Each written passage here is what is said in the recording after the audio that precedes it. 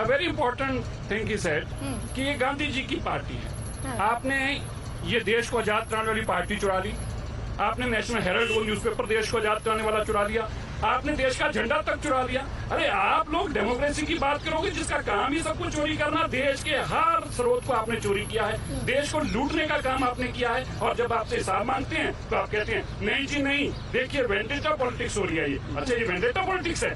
मंत्रियों के घर से 450 करोड़ रुपए मिले, एक एमपी के घर से 450 करोड़, ममता जी के एमपी के घर से 50 करोड़, और ये कहें ये वेंडेटा पॉलिटिक्स है। अगर ये वेंडेटा पॉलिटिक्स है तो देश यही पॉलिटिक्स चाहता है। अब मैं आपके सवाल का भी जवाब दिए जाऊँ। आपने मेरे से पूछा जिन लोगों में इस पार्टी में आए हैं उन सबके खिलाफ कोर्टों के अंदर चार्जेस हैं। लेट कोर्ट से, अगर वो करप्ट होंगे तो कोर्ट को जाकर सजा होगी। पर ऐसे लोगों की आपको क्यों जरूरत है ना सिरसा साहब? एक तरफ प्रधानमंत्री है, उनकी क्लीन छवि है, विकास की बात करते हैं, विरासत की बात करते हैं, तो ऐसे में आपको करप्ट लोगों की क्यों जरूरत है? ये सवाल मैं आपसे पूछूंगी, ये सवाल आपसे पूछूंगी।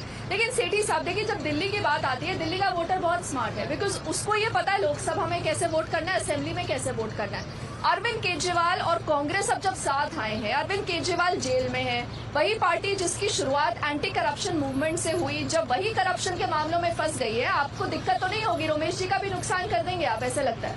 नहीं देखिए, सबसे पहले तो ये देश के अंदर ये इतना बड़ा उत्सव है, इसको उत्सव कहा जाएगा जो पूरे देश का चुनाव हो रहा है, और आप उस पार्लियामेंट के सामने इसको चुनाव को कर रहे हैं। मैं आपको बताता हूँ, क्योंकि यहाँ से भारत की राजनीति चलती है, यहाँ से पूरे देश की राजनीति चलती है, लेकिन इसके अंदर बड़े दुख की बात है, जो डेमोक्रेसी है उस डेमोक्रेसी की हत्या हो रही है, डिक्टेटरशिप की राजनीति हो रही है। जहाँ हमें महंगाई की बात करनी चाहिए, जहाँ हमें रोजगार की बात करनी चाहिए, जहाँ हमें हेल्थ की बात करनी चाहिए, जहाँ हमें एजुकेशन की बात करनी चाहिए, वो विपक्ष के नेताओं को भ्रष्टाचार की भी बात करनी चाहिए, और नहीं किसी भी भ्रष्टाचारी का समर्थन करने के लिए नहीं।